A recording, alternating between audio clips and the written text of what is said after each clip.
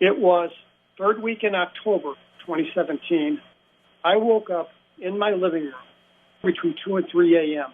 And I open my eyes, and I'm seated in my chair that I normally sit in. I am shocked because I've never sleepwalked. I did not remember going to sleep there. I went to sleep in my bed beside my wife, and I woke up in the living room. That confused me, and I glanced at the alarm system.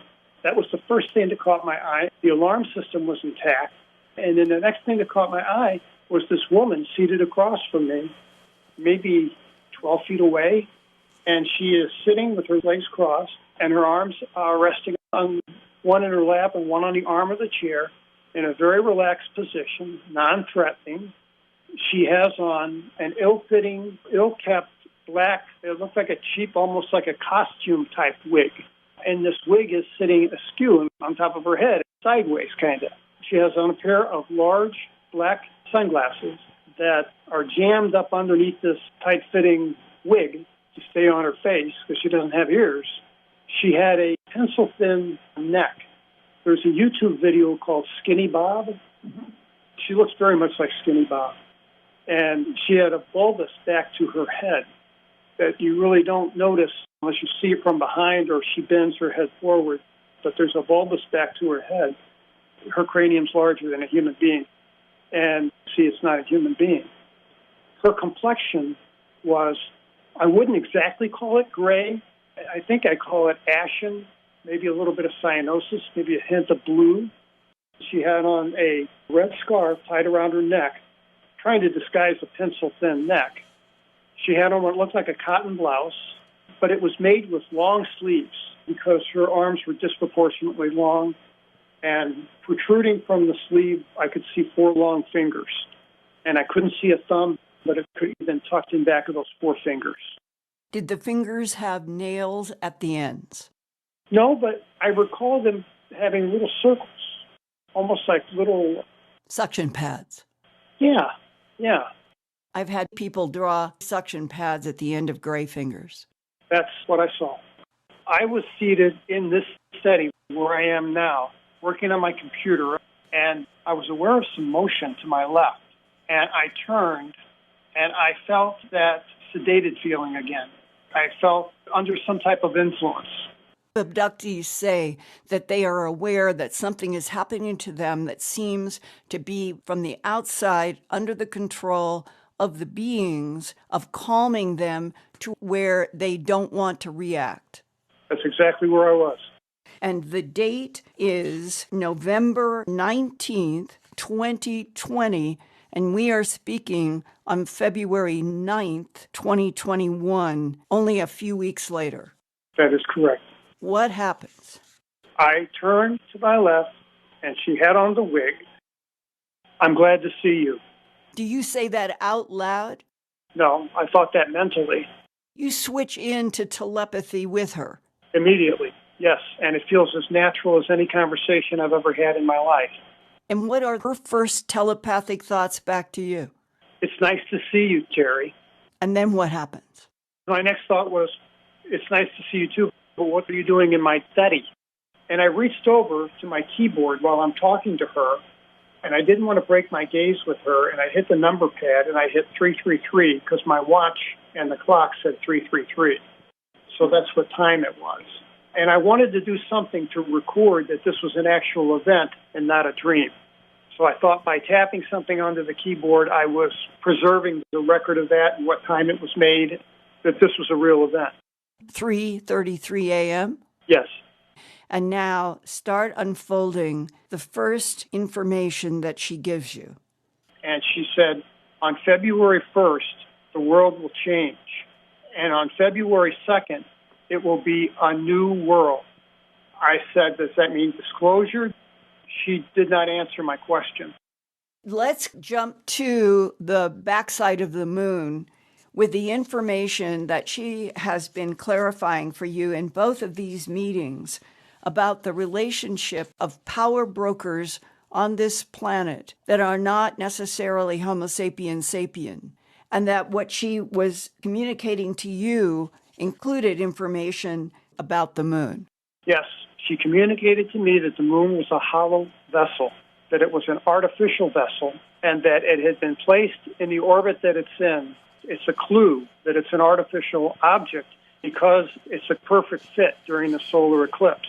That eclipse totally obliterates the sun except for the corona mass that you can see around the rim.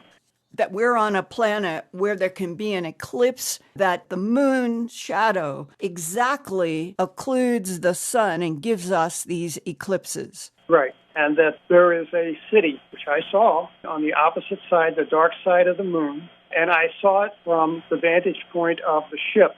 I was standing next to Betty in 1987 with my motorcycle helmet in my left hand. She was dressed in a tight-fitting gray suit. She didn't have on the wig. She didn't have on the glasses. And I recognized her as the entity that used to play with us kids when I was 4 and 5 and 6.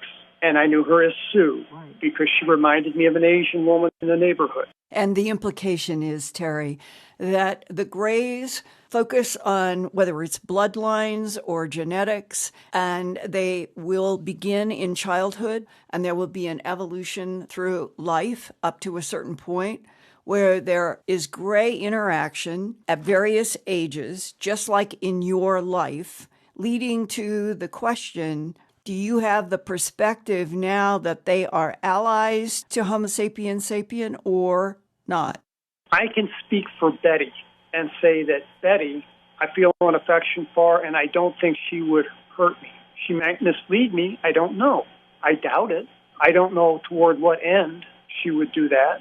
But I think that Betty is aligned, and she told me when she saw me in October of 2017, when she referred to the aliens as her hosts. So I think that there's a level above her, superior to her, in whatever hierarchy that they have. And I think that her job is an intermediary. Could we go to page 124 in your new book titled The Agreement? Could you read this page? Yes. I asked Betty plainly, does our government and your hosts work in concert? And if so, toward what end? And she answered me immediately with a slight nod of the head, and I heard telepathically, yes, they have worked together by mutual agreements since shortly before your birth. I was born in 1955. And so 1955 would have been 10 years after the end of World War II, and Eisenhower was president, and there have always been rumors that Eisenhower met with an alien being, an extraterrestrial biological entity. Can you flesh that out a little bit more from this communication with Betty? On this date, 1955, or sometime before my birth, President Eisenhower met with aliens at an Air Force base in California, and they did a cover story that he had a dental emergency that accounted for his absence. But in fact, what was he doing? He landed at this Air Force base, and on the flight line, a saucer landed, and gray aliens emerged, and they had a conversation. And are you saying that the aliens, the extraterrestrial biological entities, or mixed with artificial intelligence that Eisenhower met with were grays and not Nordic blondes? I would say that, absolutely. Okay, let's move on to the next page, 125, that evolves from the Eisenhower Treaty to details about the moon, and they would relate to this treaty, I'm assuming. Yes. Betty told me in October 2017 that we've had men and women in service to our country working on the moon. And she said some stay there permanently and will work there in civil servant-like positions for a lifetime. And I have been told that we have had astronauts working in an underground base on the moon since at least the early 1970s. Do you have a date that Betty gave you about when humans from Earth started working and living inside of the moon in a base there in collaboration with gray beings? 3 generations is what she told me. Political science books call it 25 years. Yeah. That would be 75 subtracted from which? Yeah, well, this is 2021, so let's just call that 21 years, almost 25. If you took 2021 minus 75, it would be 1946, a year after the end of the war. I think that's a very significant year. All right, now let's go to page 127. This is information from your trip back there with Betty. We were now squarely facing the dark side of the moon. We traveled for a long while, looking at the black below us. The ship had turned because earlier we were looking at a billion stars. The billion stars that were in front of us were now out of sight. The landscape was black as ink. Then suddenly, scattered patches of light came into view below us. I saw free-flying discs. They were lit all around the edges, 360 degrees, and they flew in a tight V formation. And they did not land like aircraft. They lowered themselves in a swooping motion, came to a stop, and just sat down on the ground and maintained that V configuration. There were towers and buildings, and some were illuminated brightly from the inside. I saw some large, heavy equipment like you would see at a mining operation. Betty pointed out a mushroom-shaped tower, which she said was 1.5 kilometers in height, and that equates to just under a mile. It was difficult to gauge size and distance because from this vantage point, I would estimate our altitude at 10,000 feet, maybe a little less.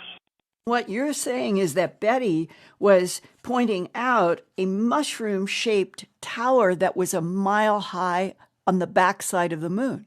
That's correct. Wow. And a mining operation. Something seemed odd to me when I'm looking at this city below me because there are plenty of lights. It's well lit up, and there are square buildings, too, that have square windows that look like apartment complexes or something, just like you'd see on Earth, or office buildings. But it's like cruising over LAX at night. It's this big, sprawling collection of buildings, but it looked out of place. And what looked out of place was it wasn't laid out in urban planning. There were no streets. The buildings weren't laid out in grid fashion in blocks like they are here. There were no parking lots. There were no motorways that I saw at all. So it was just a scattered collection of buildings. And this is on the backside of our moon, and you're being shown this by Betty, who is a gray human hybrid? Yes. And that whole issue of hybridization, Betty has made clear to you that the grays want hybridization with humans? That's correct. And she said that it's a project of her hosts. And I said, how long have you been taking people and doing this hybridization program? And I asked her that in October of 2017, and she said, many generations. And why do they want to be hybridized with Homo sapiens sapien? She didn't answer that question. She spoke in analogies, and she showed me and asked me, what does a beehive do whenever it's overpopulated or the queen dies? And I saw a mental image of bees leaving and starting at another location. And I saw that as analogous to people leaving the Earth and going either to the moon and they're transiting to Mars. She told me that we could transit from the moon to Mars in 17 hours. In one of their craft, or? I assume one of their craft or one of ours, because it's pretty obvious. She said plainly when she disclosed those 4 points for me that I thought were so important that people know, and that is that there is a secret space program, and that the space program that we're aware of is the public face, what they want the public to see, and it's a distraction. Real space program has been around for many years and has many things we couldn't even comprehend. We have people on Mars now. I absolutely believe that. Yes. And they certainly didn't get there by burning hydrogen and oxygen. I asked her, are human beings living here on the moon? And she immediately responded, yes, my people, she means the hybrids or what she refers to as her hosts. And she says, and my hosts, the aliens, also reside here being the moon, with humans on the surface, and there are others that reside inside the moon below the surface. Betty described the moon's subterranean inhabitants as, quote, reptilian, and said that they're possessive and territorial like humans, close quote. I asked if they are still there, and she replied yes. if the reptilians have inhabited the core of the moon, the hollow moon, and that Betty is a gray human hybrid, how can the reptilians occupy the center of the hollow moon with gray beings such as Betty operating on the earth and on the moon? Are the reptilians and the gray beings collaborating together? She said yes. Betty stated further that, quote, reptilian entities live in your western desert and have since before man evolved into intelligent beings, close quote. She stunned me by stating in a matter-of-fact fashion that, quote, reptilians feed on blood from cattle. Your government has a treaty that limits the number of human beings and the number of cattle that the reptilians can take. The reptilians have no obligation to return them or agreement as to their ethical treatment. She said since the 1960s, they have failed to honor their agreed-upon limits. The number of cattle from private ranches and federal land is limited according to the conditions in the Eisenhower Accord, close quote.